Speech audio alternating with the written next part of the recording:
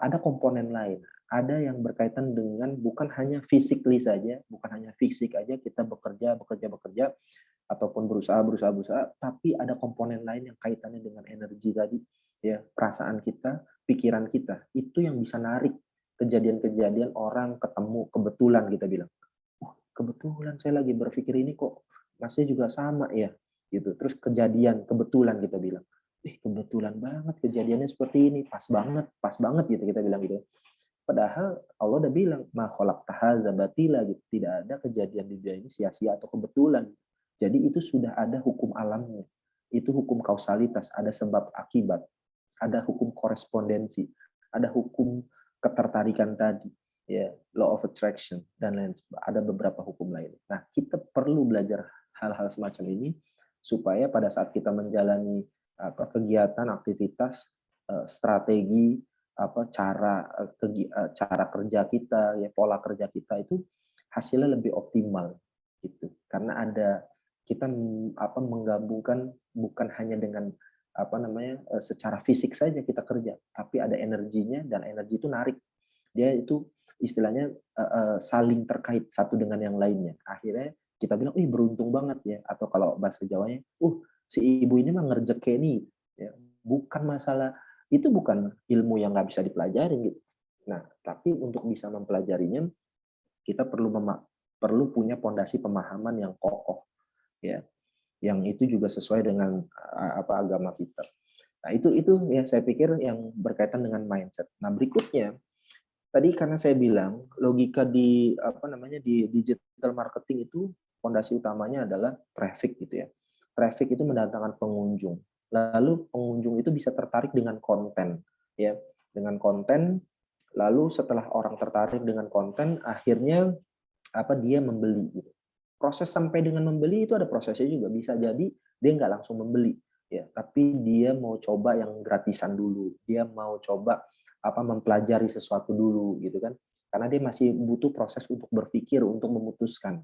Nah, supaya kita bisa efektif untuk bisa memprospek tadi, untuk bisa mengedukasi, untuk bisa pada akhirnya closing yang besar gitu. Maka kita juga perlu membangun yang namanya database. Ya, database ini bisa berkaitan dengan database pengunjung, pelanggan kita, atau database calon prospek kita. Nah, Fikri bisa ini yang kaitannya dengan database ini. Saya pikir ini kita sampai jam berapa nih? Waktunya kayaknya nggak terasa ya, udah mau jam 11. Nah, ini yang kaitannya dengan database ya. Jadi saya pengen di sesi pertama ini teman-teman, rekan-rekan semua tahu tadi berkaitan dengan mindset-nya dulu. Lalu paham tentang ada traffic, logika traffic. Traffic itu ada yang berbayar, ada yang gratisan. Lalu semuanya itu berkaitan dengan konten. Nanti kita belajar konten, kita akan belajar copywriting, bagaimana cara nulis yang bagus dalam iklan, untuk iklanin, bagaimana gambar yang memikat, bagaimana tulisan-tulisan yang akhirnya yang menarik akhirnya pengunjung tadi untuk membeli. Nah, sebelum bicara tentang teknik, itu udah masuk ke teknik itu. Tadi kita udah bahas mindset. Lalu gambaran besarnya yang karena kita bicara digital marketing, ya, yang paling komponen berikutnya adalah yang berkaitan dengan database tertarget. Bagaimana kita membangun database tertarget. Nah, ini sebenarnya modal dasar kita untuk jualan. Kalau teman-teman rekan-rekan itu nggak membangun database tertarget, maka cara jualan itu masih untung-untungan, masih kebetulan-kebetulan. Bukan, walaupun kita bilang nggak ada yang kebetulan ya tadi. Maksudnya masih yang coba-coba, ya lebih tepatnya coba-coba. Ya, masih trial and error gitu. Akhirnya hasilnya juga nggak bisa maksimal, akhirnya hasilnya tidak terukur gitu. Nah, supaya hasilnya bisa optimal dan terukur, maka kita harus punya database tertarget. Nah, teman-teman, saya yakin rekan-rekan di sini, ibu-ibu, mbak-mbak, udah karena udah melakukan aktivitas jualan, seminim-minimnya itu sudah punya pelanggan, ya, pelanggan awal gitu ya, yang sudah dibangun. Nah, mulai dari sekarang bangun database-nya. Database itu berkaitan dengan nama, ya, lalu alamat, lalu nomor WhatsApp, email, dan lain sebagainya, gitu ya. Bahkan termasuk si ibu ini sukanya yang warna ini, gitu. Si ibu ini sukanya jenis ini, gitu. Itu database ya. Nah, dari situ teman-teman itu yang sudah jadi pelanggan. Nah, kalau yang jadi pelanggan tinggal dirapihin aja ya.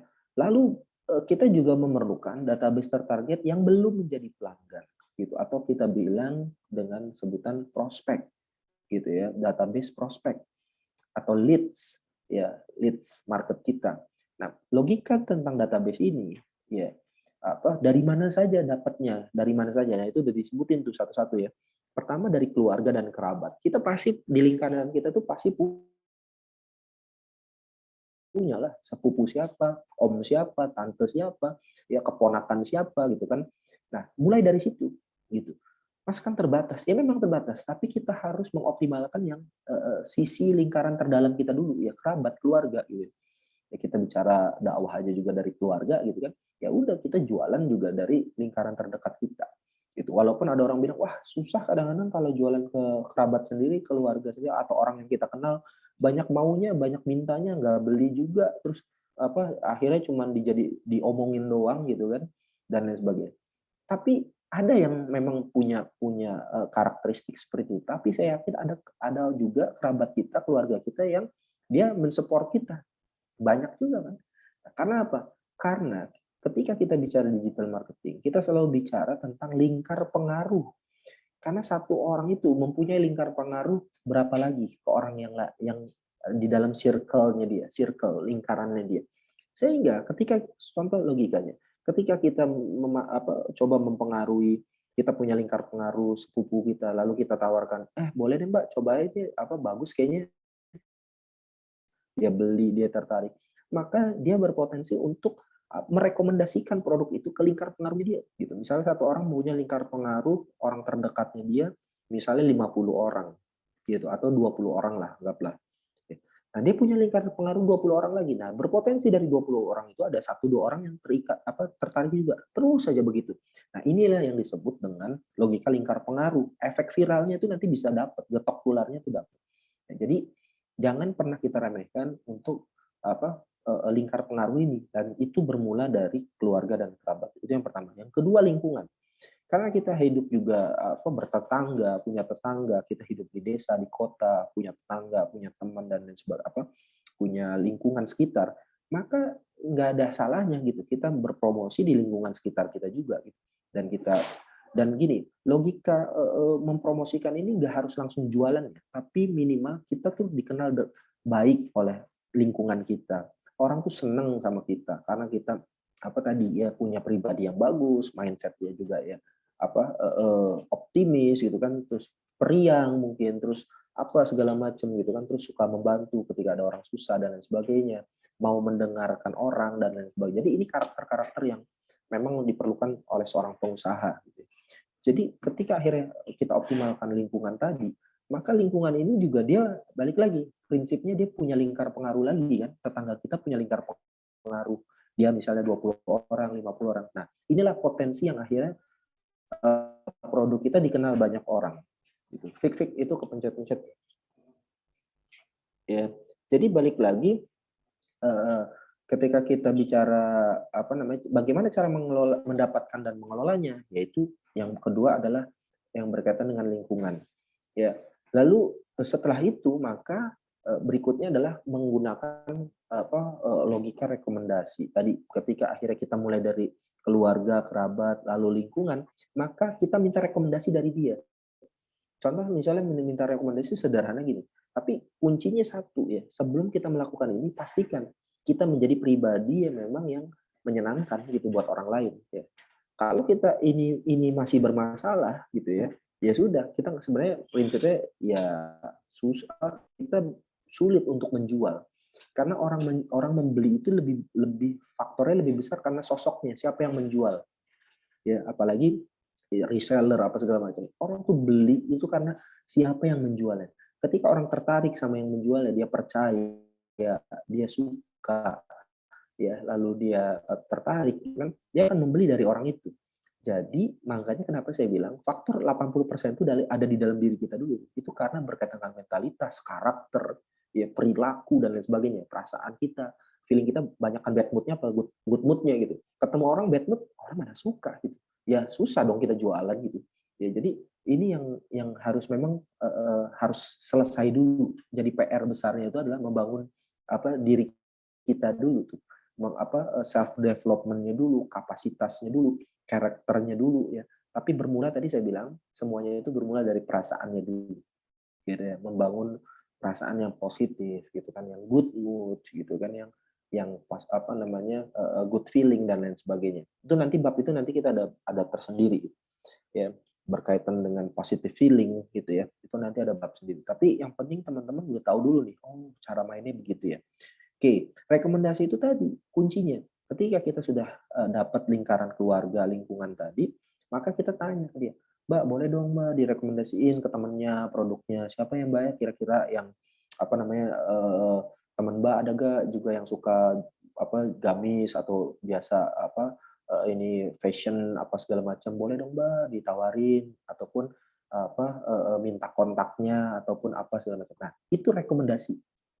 Saya yakin kalau pribadi kita menyenangkan, baik gitu kan, karakter kita oke, good feeling kita juga good feeling, mood kita bagus, ketemu sama orang, ketika kita minta rekomendasi pasti dia kasih. Oh iya ada tuh temenku gini-gini, nanti deh coba ya Kak ini kayaknya dia suka deh, dia mau deh. Iya Mbak, boleh dong Mbak, nanti kalau misalnya ini boleh deh sharing ada fee-nya dah buat Mbak juga atau kasih diskon buat dia. Jadi nggak langsung kita kasih fee tapi kita pancing lagi, saya kasih diskon deh buat mbaknya deh kalau nanti pembelian berikutnya. Nah, kita memancing untuk supaya orang yang tadi sudah beli menjadi repeat order ke kita. Ya kita umpankan dengan kasih diskon. Oh ya boleh deh. Lumayan juga deh dapat kalau dapat diskon 20%, nanti coba deh saya tahu 20% bisa atau berapa persen gitu. Nanti coba deh saya tawarin juga ke teman-teman saya. Nah, ketika kita mampu mengoptimalkan tadi peluang tadi terus menjadi jadi rekomendasi, efek rekomendasi itu nanti dengan sendirinya penjualan kita juga akan meningkat. Ya, lalu yang berikutnya ada freebie list ya. Freebie list ini bahasa digital marketer ya. Istilahnya ini tuh kita dapat database mereka dengan kita tukarkan dengan sesuatu yang gratisan gitu. Kalau misalnya kita punya video tutorial, kita punya artikel apa gitu kan, kita punya sesuatu yang bisa kita bagikan secara gratis gitu kan, ya atau giveaway gitu kan. Nah, kita tukarkan dengan database dia gitu. Nah, biasanya ini permainannya ada di sosial media. Nih kalau misalnya teman-teman yang mau belajar digital marketing free bisa nih gini gini gini. Nah, gabung di grup saya misalnya gitu kan. Atau mau ada yang tutorial tentang ini bisa nih join di grup saya. Nah, itu sebenarnya freebie list gitu. Untuk kita mendapatkan database-nya dia gitu. Dia belum beli ya, tapi kita bagaimana caranya supaya dia akhirnya tahu dulu kita siapa, lalu dia suka dengan kita, baru dia percaya, baru dia beli. Ini kita tukar dengan sesuatu hal yang gratisan gitu, kita kasih giveaway, kita kasih sesuatu yang kita bisa kasih gratis gitu ya. Nah, ini tinggal dipikirkan apa itu yang gratisannya gitu ya. Kita tukar dengan database-nya dia. Akhirnya dia mau ngasih nomor WA-nya dia mau ngasih emailnya dia, atau dia bergabung kan dan lain sebagainya. Ya, sehingga dia masuk dalam database prospek kita, ya tertarget gitu. Oke, yang berikutnya social media list ya. Ini berkaitan dengan grup WhatsApp ya, dengan IG dan lain sebagainya. Ini yang dimaksud nanti dengan pertemanan tertarget.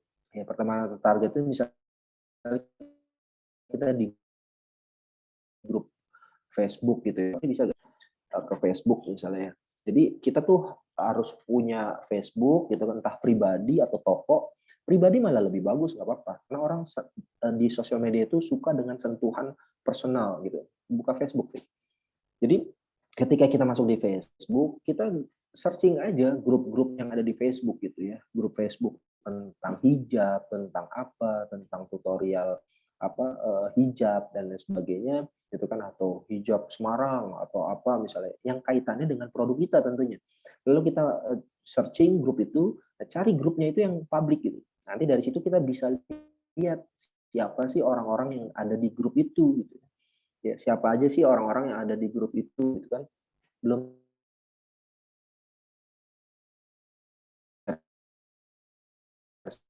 screen sih gambarnya. PowerPoint. Entire screen. Ya, jadi bagaimana sih caranya gitu kan?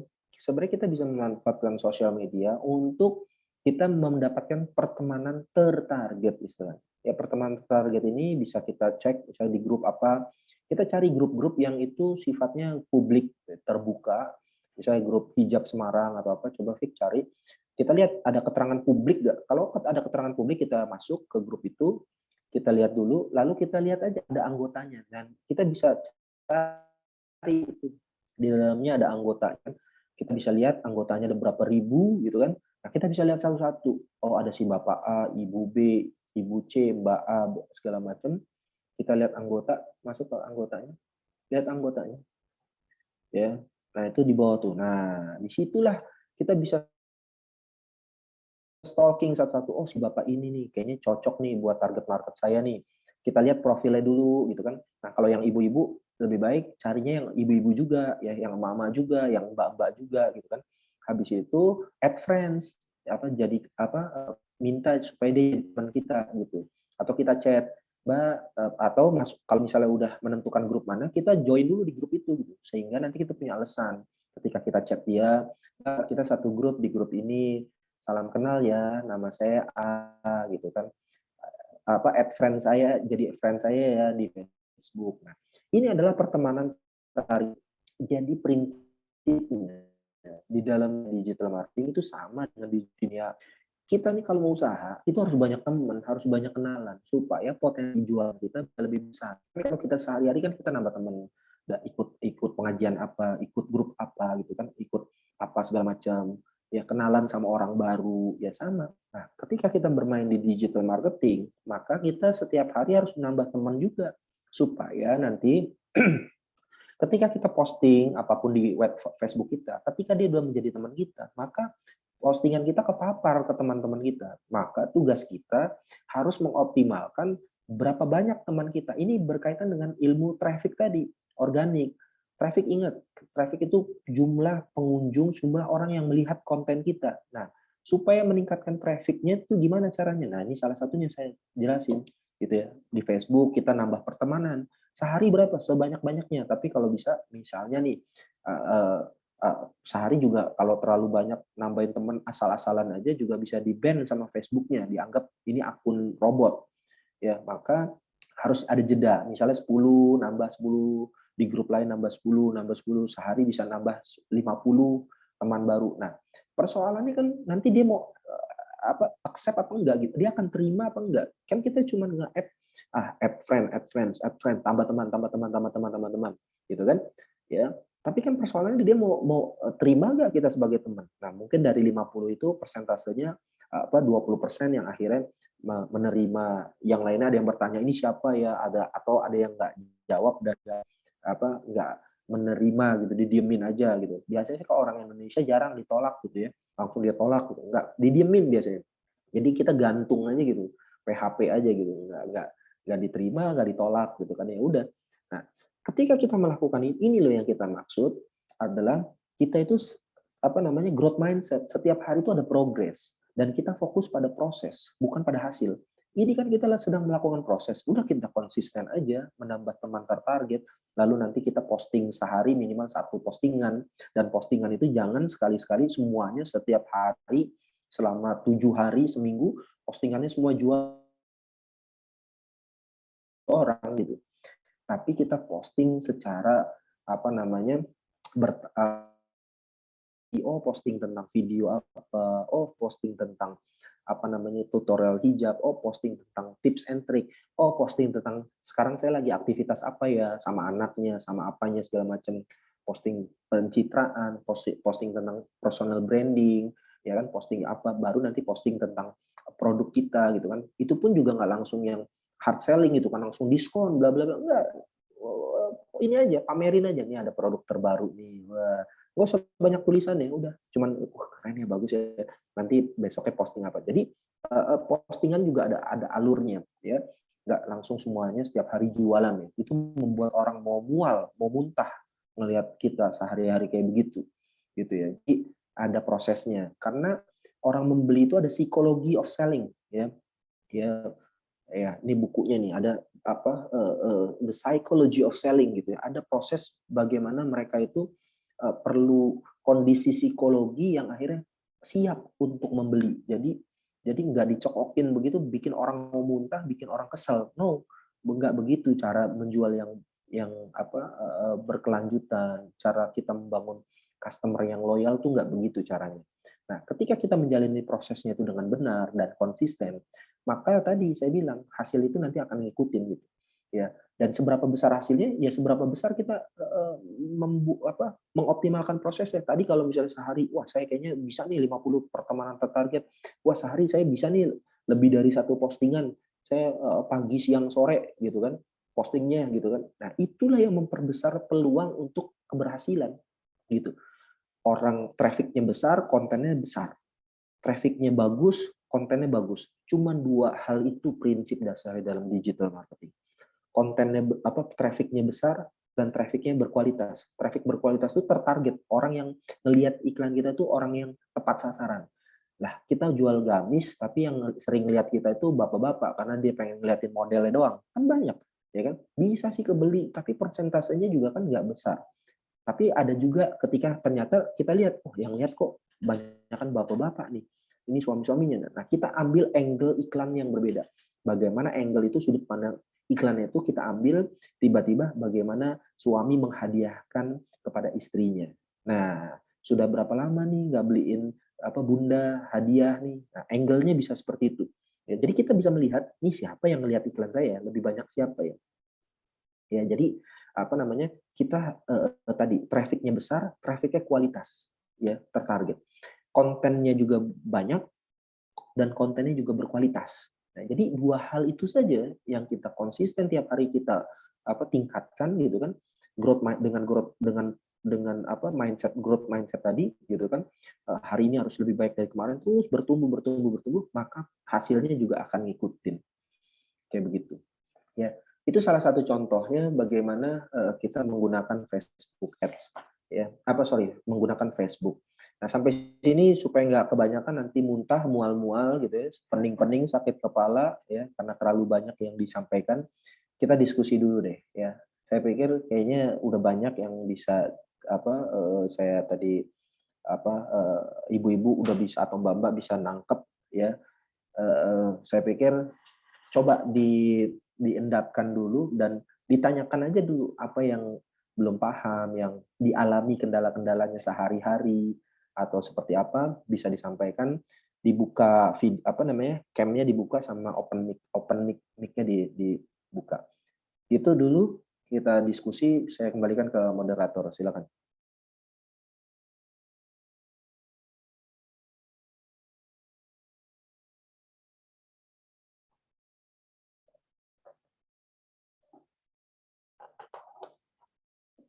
Mbak moderatornya mana nih? Oke, moderator saya ambil alih Mas Lutfan. Oke. Jadi berubah ya dari perempuan jadi langsung. Terima kasih Mas Lutfan, ibu-ibu semua. Perkenalkan saya moderator kedua. Saya lebih memandu untuk di materi bersama Mas Lutfan. Dengan saya dan Mas Lutfan satu tim ibu-ibu kami yang insya Allah akan membersamai dan mendampingi ibu-ibu semua. Nanti ke depannya setiap minggu kita akan ketemu, kita akan diskusi, kita akan sharing, kita akan kasih materi yang insya Allah kesemuanya adalah untuk memperlancar nanti ibu-ibu berbisnis dengan Orisia ini. Jadi maksud dan tujuan diadakannya pertemuan rutin ini, nanti kita akan desain ini sebagai channel komunikasi dua arah. Tadi pertama, setengah jam pertama dari Mbak Kiki sudah sharing mengenai produk-produk terbaru, terus Mbak Kiki juga minta masukan dari ibu-ibu semua, kira-kira untuk tren kedepannya seperti apa. Nah, dari kami akan sharing tentang materi tentang digital marketing, dan kami akan fokus untuk ke mindset. Kayak yang tadi dijelaskan sama Mas Lutfan, itu lebih kepada kayak cara berpikir yang benar ketika Bapak Ibu semua mau mencapai target yang diinginkan. Harapannya semua adalah manfaat dari kegiatan ini, omset ibu-ibu semua meningkat, skill ibu-ibu semua akan meningkat cara jualannya. Jadi kita akan desain, kami menamakan ini ke depannya sebenarnya bukan kelas, jadi ada tadi di background kami ada namanya scale up. Itu scale up adalah peningkatan, kita kayak semacam lagi ada di satu permainan role of the game. Jadi Mbak Kiki nanti bisa masuk, Mbak Kiki, nanti dari Mbak Kiki akan support tools materi yang sudah disiapkan semua dari Orisia. Dari kami akan kasih teknisnya, teknis cara untuk promosinya. Nah, ibu-ibu semua nanti yang akan praktek untuk segera promosi itu. Nah, ketika siapa yang praktek, otomatis di situ akan menemui hal-hal yang belum dijelaskan tadi sama Mas Lutfan. Nah, ketika praktek menemui hal-hal yang ringan, terus nanti bertanya di grup, otomatis skillnya meningkat. Tapi kalau yang enggak praktek, cuma pas kelas cuma dengerin, oh ya jadi pengetahuan, terus nanti di-share dari Mbak Kiki, mereka enggak dipraktekkan cara jualannya, ya enggak akan meningkat, enggak dapat apa-apa. Oh ya, ini Mas Lutfan tadi ada yang nanya. Nanti kita bahas pertanyaan secara teknisnya. Saya jelaskan sedikit lagi mengenai role of the game-nya tadi. Jadi setiap minggu nanti kita ada materi, ada yang dipraktekkan. Minggu depan kita akan bahas materi itu, dan ketika dalam perjalanan minggu itu tetap ada konsultasi di grup besar yang di WA itu gitu. Nah dari situ nanti kita akan dua arah itu akan jalan, yang insya Allah sama-sama akan jadi feedback untuk perkembangan dari ibu-ibu semua. Kurang lebih itu Mas Lutfan. Ini ada yang bertanya tadi Mas Lutfan, bisa dibaca, mungkin bisa ditanggapi dulu. Dibacain. Oh ya, Pak izin bertanya, kalau share gambar itu sebaiknya lebih bagus di FB atau di IG gitu. Ini dijawab dulu Mas Lutfan, terus nanti Mbak Kiki bisa masuk juga untuk seminggu ke depan bahan praktek apa nih yang sudah disiapkan dari Mbak Kiki untuk promosi Orisianya gitu. Nah, nanti materi ini juga kita akan share yang tadi di-share oleh Mas Lutfan, nanti ibu-ibu semua akan praktek itu gitu. Silakan ditanggapi dulu Mas Lutfan. Oke. Ya, jadi saya yakin ibu-ibu semua atau mbak-mbak itu sekarang ini sudah punya pelanggan potensial terbesar masing-masing itu siapa gitu. Tapi harusnya karena produknya sama, harusnya sebenarnya Orisia itu sudah punya captive market yang fixnya berapa, umur berapa sampai berapa. Ya. Dan ini nanti perlu disampaikan juga ya, dari ibarat kata sebenarnya target market utama Orisia itu misalnya umur berapa sampai umur berapa sih. Nah, ini menjadi penting ya, ini yang disebut namanya buyer persona gitu ya. Jadi pembeli itu punya personanya, punya karakternya, punya demografi, psikografi dan lain sebagainya. Jadi intinya punya karakteristiknya, persona. Ya, sehingga masing-masing orang itu ada kalau dia bermain di sosial media, dia mainnya apa ya? Nah, kita perlu mempetakan tuh. Kalau gini, Facebook itu relatif milenial, late milenial sampai generasi atasnya. Jadi orang-orang yang umur ataupun yang lahir tahun 80-an ya ke atas itu masih main Facebook. Ya, jadi 80-an terus 70-an itu mainnya Facebook. Mereka berada besar di Facebook. Ya, mereka masih ngikutin Facebook. Tapi orang-orang yang rata-rata yang udah 90-an bahkan 2000-an itu mereka udah nggak main Facebook. Ya, mereka mainnya di Instagram. Nanti yang alpha yang udah 2000-an 10 ini itu mainnya bukan Instagram lagi. Ya, ataupun yang lebih muda-muda lagi, mereka mainnya di sekarang TikTok, ya. Terus nanti ada apa lagi gitu ya. Atau kalau yang media ininya Line, mereka main di Line. Gitu, bukan WhatsApp lagi makanya. Mereka Line makanya. Terus mereka makanya media TikTok sama Instagram masih. Nah, ketika kita mengetahui, jadi kalau bahasa sederhananya, masing-masing sosial media itu punya aliennya, punya penghuninya, aliennya. Ini masing-masing galaksi, masing-masing planet itu punya aliennya. sosial media itu kayak planetnya. Ini planet Saturnus, planet apa, masing-masing punya penghuninya. Nah, sehingga kita harus bisa membaca itu. Oh, ternyata target market saya yang beli-beli ke saya itu umurnya sekian ke atas nih, 30-an ke atas nih, 40-an nih. Oh, mereka rata-rata masih main Facebook. Ya udah iklanin di Facebook. Oh, ternyata target market saya ini udah nggak aktif, nggak buka Facebook tuh paling buka seminggu cuma sekali. Dia pasti setiap hari itu hampir setiap hari bukanya Instagram. Ya sudah, lebih dioptimasi di Instagram. Nah, hal-hal semacam ini kita bisa lihat dari database tadi. Makanya kita perlu merapikan database tertarget kita, lalu kita klasifikasikan, oh ternyata umurnya itu sekian sampai sekian ya. Lalu kita analisa, oh umur sekian sampai sekian itu masih sih main Facebook, tapi nggak terlalu sering bukanya. Gitu loh, paling 3 hari sekali, gitu kan. Kalau inget doang seminggu, tapi mereka rata-rata mainnya di Instagram. Tadi saya udah sebutin, kalau di Facebook itu umur-umur yang tahun 90-an atau 2000-an terutama itu udah mereka nggak punya akun Facebook, bahkan mereka nggak ngeliat Facebook gitu ya. Mereka mainnya Instagram, Twitter, TikTok, ya Line gitu.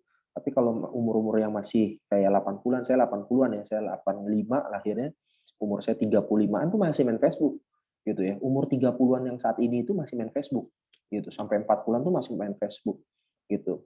Ya. Nah, anak-anak saya tuh yang udah anak saya ada 4 ya, yang paling gede itu umur 10 tahun, itu udah nggak, ya ibarat kata dia udah dunianya udah beda ya, gitu. Mungkin itu sedikit tanggapannya. Silakan mungkin ada yang lain. Ya, ada pertanyaan lanjutan Mas Lutfan? Ya. Saya malah tertarik dengan Bu Istiarti Asia Collection Semarang ini. Beliau lagi fokus iklan di TikTok untuk gamis. Ini mungkin nanti Bu Istiarti bisa buka open mic, buka video juga, nanti share ke teman-teman. Tapi sebelum itu ini ada beberapa, ini nanti Bu Isti juga nanya cara memaksimalkan TikTok gimana ini, Mas Lutfan nanti bisa ada masukan juga. Tapi sebelum Mas Lutfan jawab, Bu Isti silakan buka video, buka mic, disampaikan langsung ke Mas Lutfan yang sudah dilakukan di TikTok seperti apa, terus kira-kira hasilnya seperti apa. Nanti kita bahas bareng-bareng formulasinya gimana. Ini sebenarnya membuktikan Ibu-ibu bahwa sekali lagi teknis itu sangat ke personal masing-masing. Tapi bagaimana orang bisa sampai melakukan teknis yang sampai di titik TikTok ini kayak Bu Isti adalah dia sudah punya mindset yang kuat, motivasi yang kuat untuk melakukan itu gitu. Bu Isti silakan Bu Isti dibuka videonya.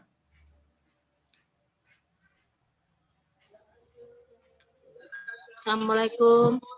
Waalaikumsalam. Waalaikumsalam. Monggo Bu, ceritakan Bu, di TikTok sudah berapa lama terus apa? Alhamdulillah kan ini apa? Alhamdulillah sudah belajar di TikTok. Jadi konten kalau dari admin Orisia tuh bagi gamis gitu, terus saya bikin videonya plus lagu yang lagi trending topik sekarang. Kalau untuk yang busana muslim lebih ke sholawat atau lagu-lagu Islam gitu, istighfar sholawat, terus alhamdulillah, atau lebih banyak yang like gitu. Yang jalan saya sudah berapa bulan ini belajar dari benar dari nol. Tadinya ya grogi gitu ya. Alhamdulillah dengan rutin tiap hari, jadi minimal sehari 1 atau 3 kali. Apa aja sebisanya gitu dibikin konten, ambil lagu yang di TikTok itu lagi trending topik. Ya kalau kita sebagai muslim ya jangan yang ale-ale lah ya, yang anak muda, tapi yang lagu Islam, terus air Islam, atau yang sambil ada kata-kata masukan untuk doa yang saya dari 10 yang like 1, terus naik tiap hari meningkat 2.000 yang like. Kemarin bikin itu yang ini apa, mulailah usahamu dalam berdagang itu dari sholat dulu, dari ibadah dimulai minimal dari subuh